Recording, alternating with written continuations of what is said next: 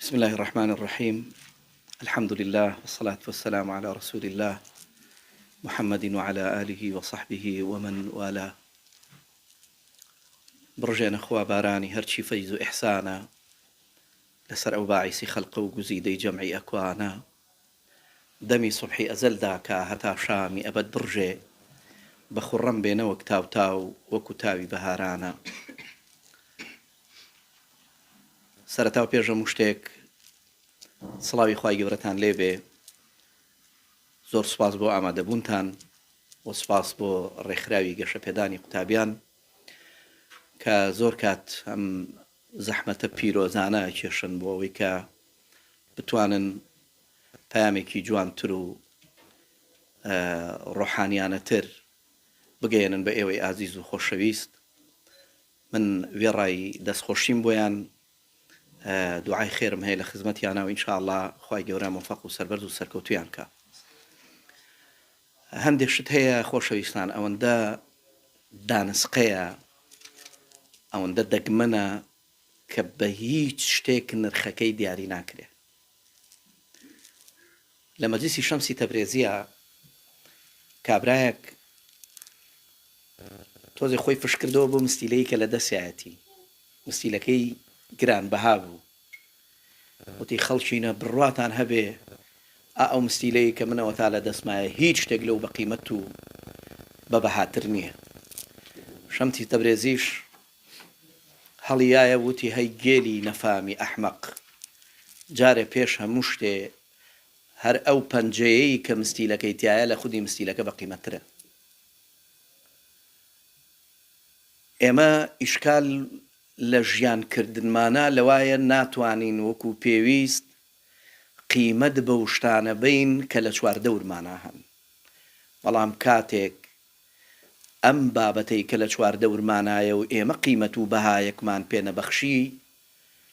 کە لە دەستمان دەرچوو نەما، ئەو وەختە ئیتر بە حەسرەتی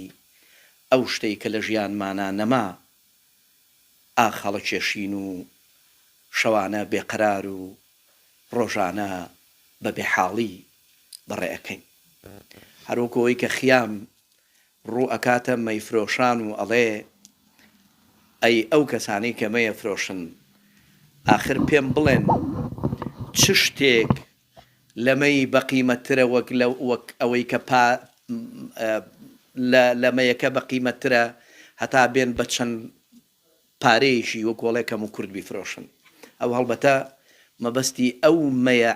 حەقیقیەیە کە بەدەست مەولا خۆیەوەیەتی و خۆی ئەفەرمێ وەسەقاهم ڕەبهم شەرابەن تەهورا. یان ئەوەی کە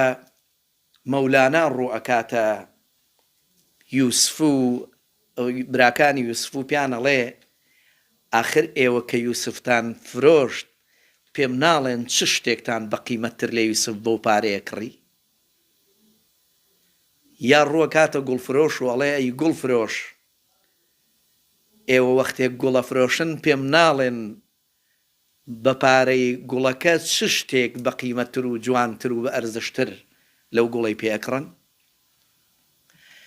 ئێمە لە بەردەم شەواین کە قیمەت و بەهایەکی هێجگار گەورەی هەیە کە ئێمە بەڕاستی لێی بێخەبەری. شەوێک کە معشوقی ئەزەلی و نیگاری ئەبەدی دێتە ئاسمانی یەکەم و خۆی ئەفەرمێ چ احتیاجاتێکت هەیە ئەی بەندەکەم با بۆ جێبەجێکەم، و ئێمەیش ئەوەتاین لە پرخەی خەوا و ئاگامان لە هاتن و لە میهرەبانی و سۆزی معشوقی ئەزەلی نییە کە خوای پەروەردگارە. بۆیە شێخی سعدیە فەرمێ خوفتە خەبەر نەدارەت سەر بەر کناری جانان کە ئین شەب درازایەت دەر چەشمێ پاسبانان. ئەڵێ ئەو کەسەی هەرچەند سەری لە کۆشی معشوقایە بەڵام خەوی لێکەوتووە، ئاخر چی لەبارەی ئەو شەوە توولانی و درێژەوە ئەزانێ کە لە چاوی پاسەوانی جێگەیەکەوە هەتا بەیانی بە بێداری بڕێەکە. مەبەستی لەوەیە شەو ئەبێ ببی بە پاسەوان بۆی بۆ ئەوەی کە لوتفێک لە لوتفەکانی خوا بەردڵ و دەروونێ بکەوێ و ئیتر بۆ هەمیشە ژیانت ڕۆشن و ڕووناک بکاتەوە. چەند جوان مەولانا خالیدی نەقشبەندیە فەرمێ ئەوەی هیوام نەبوو بێتە خەوم بۆم هات بە بێداری چەند نازدارە ئەوەی هیوام نەبوو بێتە خەوم بۆم هات بە بێداری تەماشاکەن چفەی زێکە لە سایەی بەختی دڵدار دێ ئەڵێ ئەوەی کە من خواخوام بوو تەنانەت لە کوچەی خەونێکا بیبینم وا ئێستا بە بێداری خۆی هاتووە بۆلام بڕاتانە بێ ئینسان ئەگەر قیمەت و بەهای شەو بزانێ ئەگاتە ئەو لەحزەیەی کە بتوانێ معشوق بۆ لای خۆی کەمەند چێش بکە هەمووتان لەوە چێ ئەوەتان بیست بێ کە بێبارانیەکی زۆر ئیبراهیمی کوڕی ئەدهەم ڕەحمەتی خوای لێبێ ئەیجێڕێتەوە ئەڵێ بێبارانیەشی زۆر ڕووی کردە بەسرا تەواوی خەڵکەکە نیگەرانیەکی زۆر وەکوڵێ ژیانی داگیرکردن بۆیە منیش داوام لە هەموو خەڵکەکە کرد ڕۆشتینە دەرەوەی شار و دەستمان کرد بە نوێژە بارانە بەڵکو ئەمە خوایە خوای گەورە لوتف و مەرحەمەتی ببێ و باران ببارێنێ بەڵام ئیبراهیمی کوڕی ئەدهەمە فەرمێ ئەو هەورەشی بە ئاسمانەوە بوو دوای نوێژکردنەکە ئێمە نەما ئەڵێ زۆر نائومێدانە گەڕاینەوە ماڵەوە ئەنجا وتم باش شەو خۆم بە تەنیا ڕاز و نیاز لەگەڵ خوایە بکەم و داوای لێ بکەم بەڵکو لوتفی هەبێ لایەکمان لێ بکاتەوە ئەفەرمێت چووم بۆ مزگەوت دەستنوێژ بگرم تەماشام کرد عەبدێکی ڕەشی زەعیفکەلانەی قژبژاوی زۆر ناشرین هەر ئەوەنە وەکوڵێ گۆشتی پێوە بوو وەکوڵێ ئێسقانەکەی داپۆشی بوو ئەڵێ هەر لە خۆم وتم با بزانم ئەم کابرا خەریکی چییەکە ئەڵێ دوڕکان نوێژی کرد و ئاوا دەستی بەرز کردەوە بۆ لای خوا و وتی خوایە سوێندت ئەیەم بە خۆشەویستی تۆ بۆ من جا دیقەتی ئەم قسەیە بن خۆشەویستی تۆ بۆ من نەگەوەی کە بڵێ ها خوایە سوێندت ئەیەم بەوەی کە من چەند تۆم خۆشەوێ قێمە جاری وایە یعنی بەسیترین شتەکەین حتا تەنانەت بە ئەو خۆشەویستیە بەسیتیەی یان ئەو ئیلتیزامە زۆر زۆر کەمەیشی کە هەمانەی فرۆشینەوە بەڵام ئەو گەیشتۆتە ئاستێکی تر یحبونەهم لەکوێ ويحبونه لەکوێ وەکو یەکێک لە عارفانە فەرمێ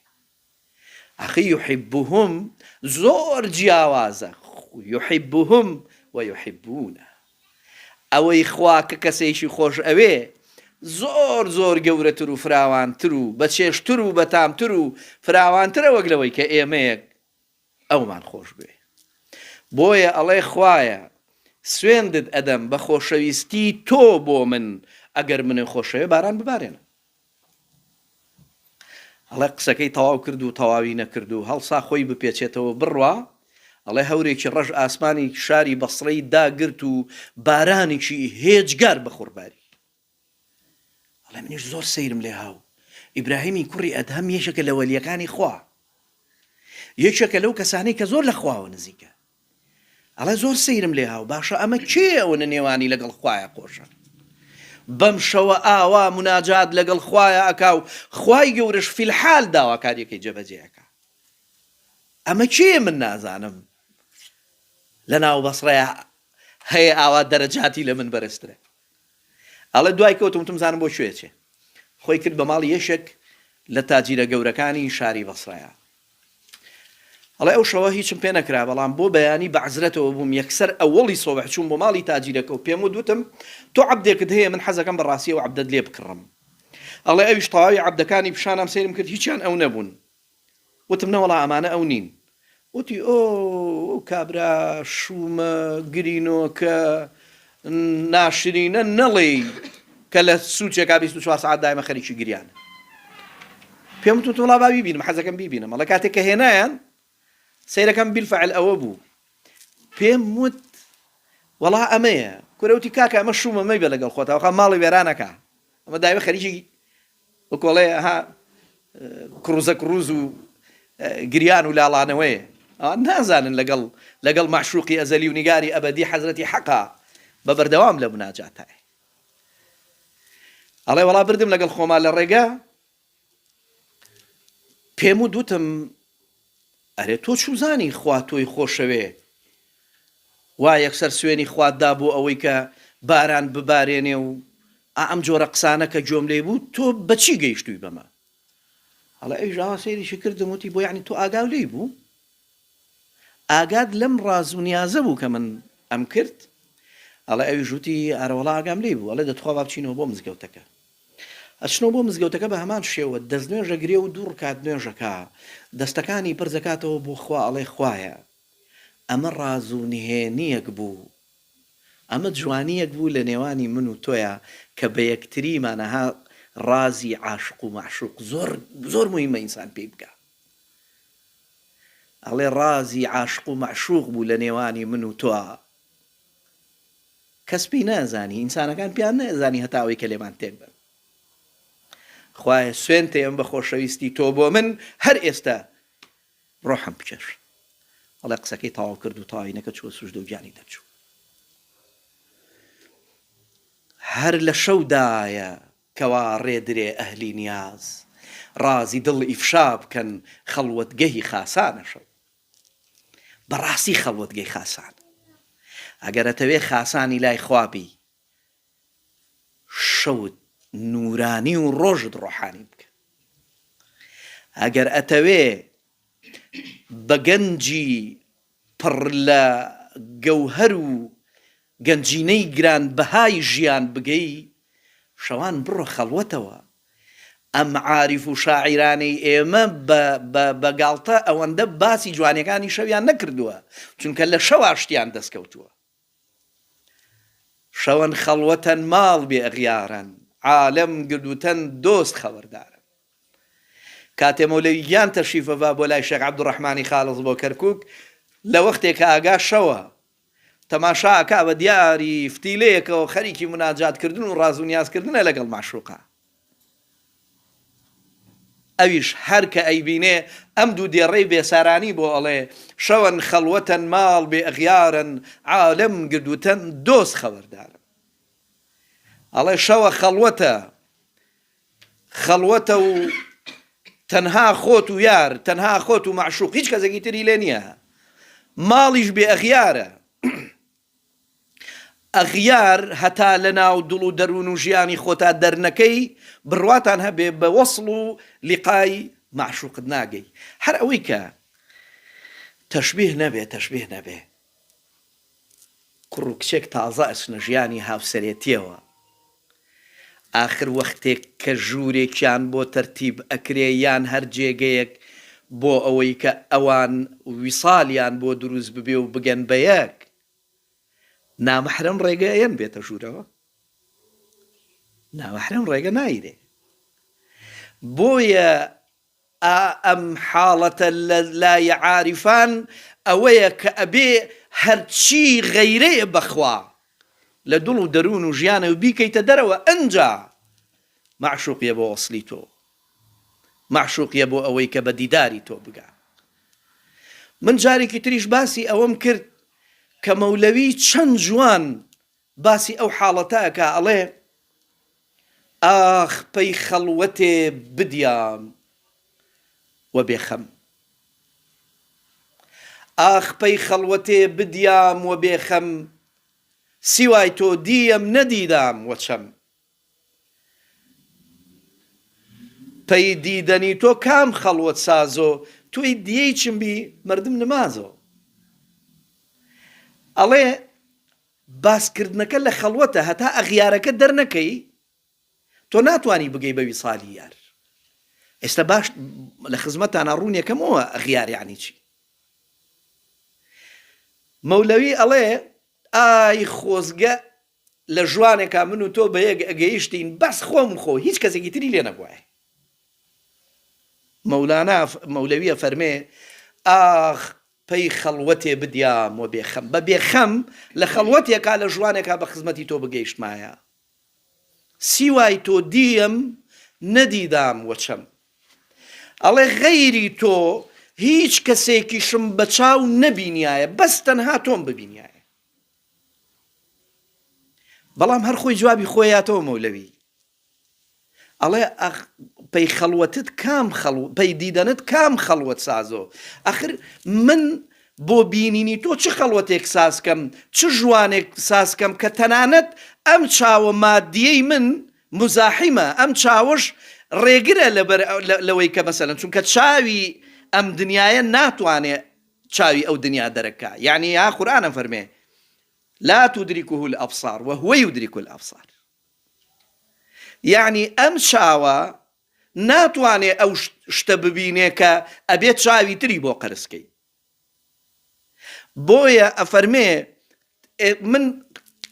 گەیشتومەتە بێئومێدیەکی زۆر وەکۆڵی خراپ لەوەی کە تەنانەت ئەگەر بیتە ناو چاوەکانیشمەوە هێشتا چاوەکانم چونکە مادین و چاوەکانم ڕووی تۆ ئەبینێ دەی منیش ڕووی تۆم ناوێ من ڕۆحی تۆم ئەوێ لێرە حزوری هەبێ چاویشم دووبارە مزاحیم و ناتوانم ئەو کاتە یعنی ها چاوە مادیەکەشی ئەبێ بە سێ کەس بۆیە دوای ئەوە مەولەوی ئەڵێ ئیتر وا چاوەکەم بە تەواوی کوێر بوو لێڵایی هات بەسەرا ئەمجا ئیتر وەرە با من لە ناو ڕۆحی خۆما بوو بینم کەی ئینسان ئەگاتە ئەم حاڵەتە کەی ئینسان ئەگاتە ئەوەی کە بەڕاستی هیممەتی ئەوەنە بەرز ببێ بتوانێ بە معشوق بکە ئەو کاتەیە کە ئینسان خۆی لە هەموو غەیرێک پاک ئەکاتەوە لە هەوا و ئارەزوەکانی خۆت لە نەفسی پڕ لە شەیتەنەتی خۆت لە هەموو ئەو تموحات و چاوچنۆکیانەی کە ئەبن بە حیجابێک ئەبن بە چۆنەڵەی پەردەیەشی ڕەش بەسەر چاوتەوە و ناتوانی حەقیقەت و جوانیەکان ببینی هەموو ئەمانە وەختێک ئەگەر توانیت پاچی بکەیتەوە و لە خۆتان نەیهێڵی و ئاوێنەکەی دڵت بە جۆرێک پاک کردەوە کە تەنها نەخشی ئەو لەسەر دڵ و دەرونی تۆ وجودی هەبێ و هیچ کەسێکی تر لە ناو دڵ و دەرونی توانە بێ ئەو کاتە توانی وەڕووی ئەوەت هەیە ژوان و خەڵوەتێک سازکەی بۆ ئەوەی کە بە حەزرەتی معشوق بگەی بۆیە وەفاییە فەرمێ تا چاو و دڵ خوێنبار نەکەی تا چاو و دڵ خوێنبار نەکەی قەتعی هەموو ئەغیار نەکەی ئینسان ناگا بەوەی کە وەکۆڵە ژوانی لەگەڵ معشوقا بۆ دروست ببێ تا دڵ نەسووتێ دەم بەدەم فانی نەبێ سەر تا قەدەم پەروانە قەت ناگا بەشەم ئاوایە ڕێگەی عاشق بەڕاستی ئەبێ فانی ببی لە هەموو هەوا و ئارەزوەکانی خۆت شەو یەکێک لە موعجیزەکانی ئەوەیە دەمامکی ڕۆژ بە معنای کەلیمە لەسەر دڵ و دەرونی ئینسان هەڵەگرێ لە ڕۆژە هەرچیەک بوویت هەر چۆن تەعاملت لەگەڵ فڵان و فیسار و فڵان کار و فڵان کەسابەت و هەر چۆنێک مامەڵەت کردووە و ئیشەی کە پێیان داوی بە باشی کردوتە بە خراپی کردوتە وەک وەڵێ ئەسان هەر گوێت نەداوەتێ لە ڕۆژە ئەم شتانە دەرناکەوێ بۆ لەبەرەوەی هەمومان دەمامکێکمان بەدەستەوەیە بە ڕوخسارەوەیە بەڵام کاتێک کە چوینە ئامێزی شەو هەمومان دەمامکەکانمان لا ئەبین ئەبینەوە بە خودی خۆمان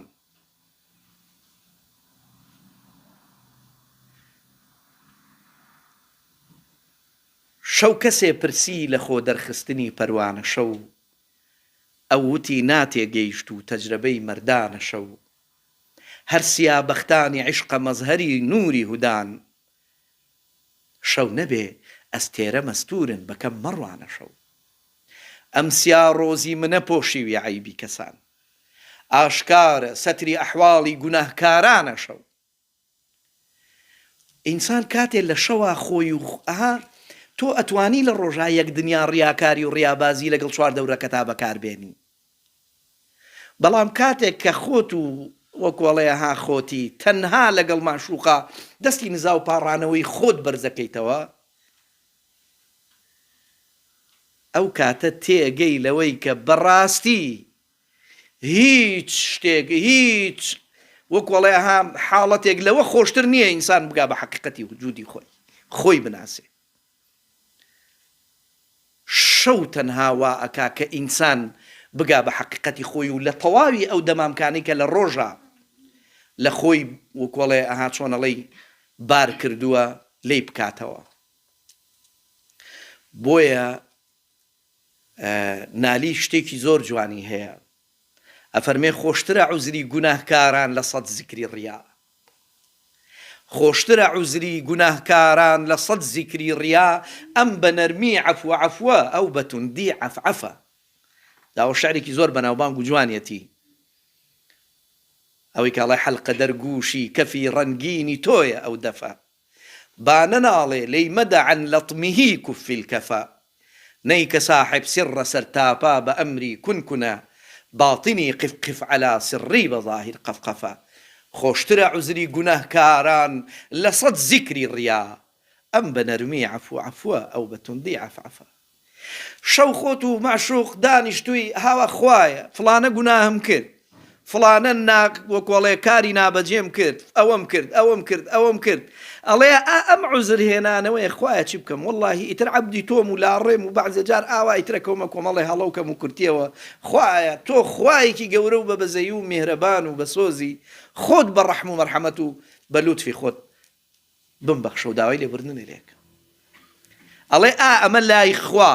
زۆر زۆر ئەرزش و قیمەتی زیاترە، زۆر لای خوا خۆشترە وەک لە ئەو زیکرە ڕیاییانەی کە بە بەرچاوی خەڵکەوە ئەکرێ و وەکو کابرا ئەوەنە بە خشووعەوە ئاوا نوێژی کردبوو تویان ماشەڵڵا چەند بە خشووعە و نوێژەکە توی بڕۆژوشم. ئەم حاڵەتانە بۆ ئینسان وەختێک کە سەر ئەکا تێمانەگەێنێ لەوەی کە ئەوەی کە خوا ئەیەوێ ئەمە نییە کە ئێمە ئەیکەین، ئەوەیە کە ئەبێ لێرەوە سەرچاوەی گرتبێ لە دڵەوە بەڕاستی غەیری خوات لە هەموو دڵ و دەرونی خۆتا دەرێ نابێ. سەیری مەحوی چەند جوان ئەفەرمێ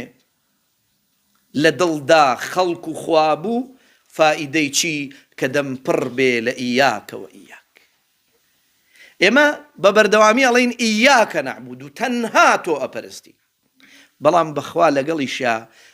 هەر هەموو هیوا و وەکوەڵێ ئاواتەکانی خۆشمان و کارکردن بۆی و ژیان بۆی و وەکوەڵێ بوون بە عەبدی هەوا و ئارەزوەکانی خۆشمان تەنگی پێڵچنیوی، بۆ یەک لەحزەش ناتوانی دەستبەرداری ئەو شتە ببی کە لە ناو ناخی توایە، کە وای لێ کردووی زۆر شت هەیە ئەسڵەن هەر نەیبینی، بە غەیری چاوچنۆکی و تموح و تەماعبازیەکانی خۆت هیچ شتێکی تر نابینی. دەی بەخوا چاوەڕێ مەکە ئەو دڵە کە بێجگە لەخوا هەموو شتێکی تایە خوا جێگەی ببێتەوە تایە و بێت ئەو دڵەی تۆ ببێتە عەرشی ڕەحمان. بەڵام پیاوە گەورەکانی ئێمە توانیویانە ئەمە بکەن لە فەیزی شەو،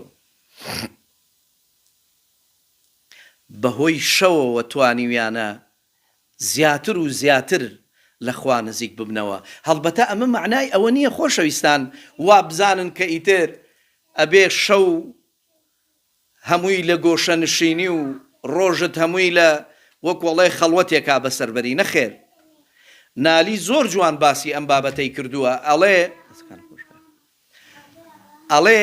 خۆشا ڕەندێ لە دنیا بێ موبالات و مجەڕەد بێ،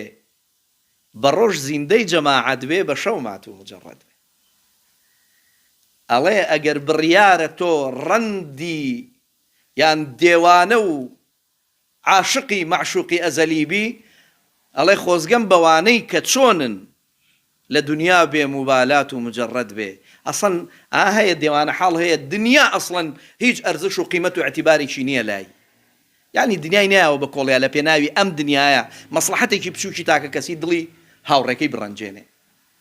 دراوسەکەی ئیزعاج و وەکوەڵێ ئەوە بکە. بەڵام بە ڕۆژ زیندەی جەماعەت بێ بە شەو مات و مجەڕەد بێ. ئینسانی عارف یعنی ئەمە، ئینسانی گەرموگوڕ یعنی ئەوەی کە تۆ بتوانی لە ڕۆژە ئەو پەڕی گەرموگوڕی خۆت بنوێنی، لە ڕۆژە بتوانی تەواوی کارەکانی خۆت بەو پەڕی ئیخلاس و دڵسۆزیەوە جێبەجێ بکەی.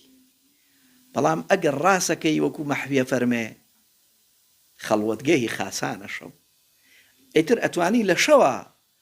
ئەم خەڵوەتە ڕۆحانیە بۆ خۆت دروست بکەی هەتا ئەوەی کە ڕۆژەکانیشە بە عشق و مەحەبەتی شەوە بەڕێ بکەی.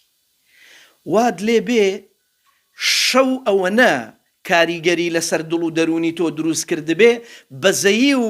وەکوەڵێ سۆز و میهرەبانی و بۆ هەموو مەخلوقاتی خوا بجوڵێ بە کافر و مسڵمانیشیەوە، بە جوان و بە ناشرینیەوە، بە کەم کردار و یەک دنیا وەکوەڵێ ئەوانەی کە کار و کردەوەیان زۆرە. ئەی مهمیەکەی تۆ لە چیایە ئەگەر دڵ و دەرونی تۆ ئەوەندە بچووک بێ نەتوانی وەکوەڵێ هەزمی ناتەواوی و کەم و کورتەکانی ئەوانی تر بکەیت. ئەی بۆچی خوا فەرمێ صیبغەت الله ومن ئەحسن من الله صیبغە، بڕۆن ڕەنگی خوا بگرن، چی لەوە جوانتر هەیە مرۆڤ ڕەنگی خوا بگرێ. ئاخر مرۆڤ ئەگەر ڕەنگی خوای گرت تەواوی مەخلوقاتەکانی خۆی خۆشەوێ. ئەجەڕنەوە لە سەردەمی حەزرەتی موسایە کاتێک کە ئیتر نیل بۆ حەزرەتی موسا وەکو ئەوترێ شەق بوو، ئالەو کاتەیە کە فرعون خەریب و بخنکێ 70 دانەجار هاواری لە موسا کرد و موسا تەنانەت ئاوڕیشی بۆ نایە. لە دوای ئەم بابەتە خوای جەلە جەلالوه بە موسای فەرمووتی ئەی موسا حەز ئەکەم بزانم ئەوە بۆچی وەختێ فرعون خەریب و ئەخنکا 70 دانەجار بانگی لە تۆ کرد و هاواری لێ کردی بەڵام تۆ تەنانەت ئامادە نەبووی سەیریشی بکەیت و هیچ وەڵامێکیشت نایایەوە. ئەڵێ حەزرەتی موسا تۆزێ ڕەنگی گۆڕا و هیچ قسەیەکی پێ نەبوو بۆ وتن بڵێ لەبەر ئەوە جوابم نایەوە. ئەڵێ دووبارە خوای پەروەردگار وتی با من خۆم پێت بڵێم ئەی موسا کە بۆچی جواب نایەوە، لەبەرەوە بوو کە تۆ دروستێ نەکرده بوو، بۆیە هیچ قیمەت و ئەتیبارێکی نەبوو لە لای تۆ.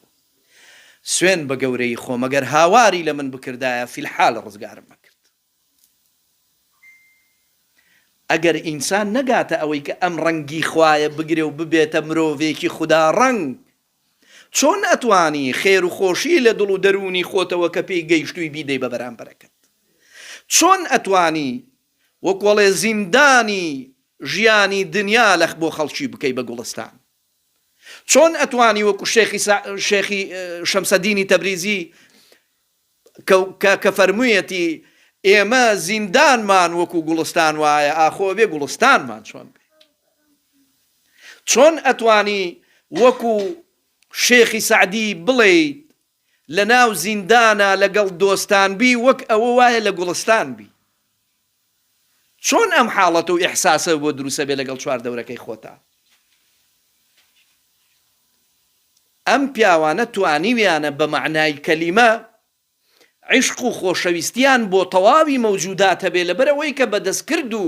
دەسرازەی خوای پەروەردگاریان زانیوە. شتێک کە تۆ ڕەزابوونت لەسەرەتی و دروست کردووە یعنی بە قیمەت و ئەرزشی تایبەتی خۆی هەیە. بۆیە مادام تۆ ئەرزش بۆ داناوە منیش ئەرزشی بۆ دائەنێ، منیش قیمەتی بۆ دائەنێ. شێخ حەسەنی خەرەقانی لەسەر دەرگای خانەقاکەی نووسی بوو هەر کەس بە ئێرەیە تێپەڕینان و ئاوی بەنێ و لە ئیمانی مەپرسن. کۆمەڵێک هاتنە پێشەوە وتیان جا چۆن ئێمە خزمەتی خەڵکانێک بکەین بەڵام نەزانین کە ئیماندارن یان ئیمانیان نییە؟ شێخی خەرەقان ڕەحمەتی خوای لێبێ ئەوەندە جوان جوابیانەوە فەرمووی ئاخر کەسێک کە خوا بە شایستە و شیاوی ئەوەی زانی بێ ڕۆحی پێ ببەخشێ کە ڕۆح چەند شیرینە، ئاخر نان و ئاو بۆ ئەو چ قیمەتێکی هەیە؟ شەوێک یەکێک لە عاریفەکان لە سەربانی ماڵەکەی خۆی خەریکی مناجات بوو لەگەڵ خوایە. مەستێک بە کۆڵانەکەیانە ڕۆشت و لەترێکی یا و کەوت و ڕەشایەوە. شێخ یەکسەر ڕای کرد بۆ لای و دەمی سڕی و جوان دەموچاوی بۆ شۆرد و ئاوەڕی کردە ئاسمان و وتی خوایە ئەوە من دەم و پلیم بۆ پاکردەوە دەی تۆش دڵی بۆ پاکەرەوە. ئینسان بەستارگرتنی لەگەڵ شەوە ئەگاتە ئەوەی کە هەموو شتەکانی چواردەورن قیمەت و بەهای خۆی پێ بە. ئینسانێک کە لە ڕۆحی پیرۆزی خوا دروست بوو بێ من چۆن ئەتوانم پشتی تێ بکەم ئەگەر چی زۆر خراپیش بێ؟ ئەی کاری تۆ چییە بۆ ئەوەی کە نەتوانی خزمەتێک بە ڕۆحی ئەو ئینسانە بکەی هەتا ئەوەی کە تۆ پێی گەیشتووی لەو تام و چێژە بگەێنی بە دڵ و دەرونی ئەو. بەڵام لەبەرەوەی کە ئێمە هێشتا خۆمان پێویستمان بەوە هەیە ئەو تام و چێژە وەربگرین، هۆکارەکەی ئەوەیە کە نەمانتوانی و ئەم تام و چێژە بگەڕین وەکوڵێ بگوازینەوە بۆ بەرامبەرەکانمان. فەیزی شەو، بەرەکەتی شەو بەڕاستی ئینسان ئەگەیەنێتەوە بۆ ئەوەی کە وای لێ بکە لە خۆی تێبگا. یەڵدا مانایەکی ئەوەی کە درێژترین شەوەکانی پاییز و یعنی کۆتایی شەوی پاییزە و ئیتر زستانی تەڕوتوش بە دوای خۆیان ئەهێنێ. یەکێک لە عاریفەکانەڵێ جوانترین مانای شەوی یەڵدا ئەوەیە کە ئێمە لەوە تێبگەین تەنانەت درێژترینی شەوەکانیش بازم کۆتاییان پێدێ. ئەو هەموو زوڵم و زۆر و ئەو هەموو ڕەشی و تاریکیەی کە دڵ و دەرونی ئینسانی داتەنیوە ئەگەر بتەوێت دوجار ئەویش کۆتایی پێدێ و نور و ڕۆشنایی و بەرەکەتی ئیمان ئەتوانی بخەیتە ناو ئەم دڵ و دەرونەی خۆتەوە. ئەو شەوەی کە درێژترین شەوە عاریفانی ئێمە لە جیاتی ئەوەی کە خەم و خەفەتی بۆ بخۆن و دانیشن لە گۆشەیەکە باز لە درێژی و نەبراوەیی ئەم شەوە بکەن، نەخێر جەژنیان بۆ گرتووە و باسی ئەوەیان کردووە کە دوجار هەموو ئەو ناشرینیانەی بەرەوکی بەشەریەتی گرتووە ئەڕوا و نامێنێ و کۆتایی پێدێ و سوبحی سپێدەی پڕ لە نور جارێکی تر دڵ و دەرونی ئینسان ڕۆشن نەکاتەوە. شەو پێمانەڵێ هەر بەڕاست تۆ لە بازنەی ڕووناکیە یان لە بازنەی تاریکی، ئەوە خۆتی بڕیاری ئەوە ئەدەی هەر لە شەو و تاریکایی شەوا بمێنیتەوە یان نەخێر پێ ئەخەیتە ناو سوبحی پڕ لە نور و ڕۆشنایی و پاکبوونەوە. ومێ دەخوازم شەو بۆ هەر یەکێک لە ئێمە ئەو لەحزە و ساتە وەختانە بێ کە زیاتر و زیاتر لە خۆمان نزیک ببینەوە و لە خۆمان تێبگەین و بەناو خۆمانە شۆڕ ببینەوە هەتا ئەوەی کە بزانین ئێمە بۆ خۆمان دنیایەکی زۆر زۆر گەورەین. وەکو ئیمامی عەلی ئەفەرمێ ئەتەحسەب ئەنەکە جورم صەغیر وەفیکە انطەوە العالەم الئەکبەر. تۆ پێت وایە کە جورمێکی چکۆڵە و بچکۆلانەیت لە کاتێکا تەواوی گردوون لە تۆ جێکراوەتەوە. ئێوە هیچ شتێک ئەبینن لە دەرەوەی خۆمان لەم گردونە گەورەیە بە پێچەوانەی مرۆڤەوە، بە پێچەوانەی حاڵەتی تەنانەت فسیۆلۆجی و ڕۆحی ئینسانیش دروست کرابێ؟ نا، هەموو ئەم شتانەی لەم گردونە گەورەیە دروست کراوە بۆ خزمەتی من و تۆیە. بۆیە با کاتان زۆر نەگرم و سەریشتان زۆر نێشێنم، داوای لێبورد نەکەم، بەس بگەینە ئەو حاڵەتەی خۆمان بۆ خۆمان بازنەی ئیمان و بازنەی نور و ڕۆشنایی لە بازنەی تاریکایی و زوڵمەتی نەفسمان جیا بکەینەوە. شەو هەر ئەوەیە کە پێدەڵێ وتی مەحوی من و تۆ ئافتاب و سایەتیم سالین. پێیوتم وتی ئەی مەحوی من وەکو هەتاوێکی درەوشاوە و تۆش وەکو سێبەرێکی تاریک وای، بۆیە جەنابی من کە دەرکەوتم ئەبێ تەشریفی تۆ بڕوە. بۆیە کاتێک کە نور و ڕۆشنایی و ڕووناکیەتە ناو دڵەکانمانەوە با بەڕاستی بتوانین تاریکایی دەروون و هەموو ئەو زوڵمەتستانەی کە لە ناو دڵ و دەرونی خۆمانە وا خەریکین پەروەردەیەکەین و ڕامیەکەین و گەورەی ئەکەین لە ناو دڵ و دەرونی خۆمانە، وای لێ بکەین کە ئینشاءالله هەموو ئەمانە بڕەوێنینەوە و نوری ئیمان و ڕۆشنایی نوری حەقیقەت بگا بە دڵ و دەروونەکانمان. وامان لێبێ وەکو مەولانا فەرمێ ئەوەی نانی نور بخوا، نانی تەنور هیچ تامێکی نییە بەلایەوە. السلام عەلەیکم وڕەحمەت الله وبەرەکاتوه.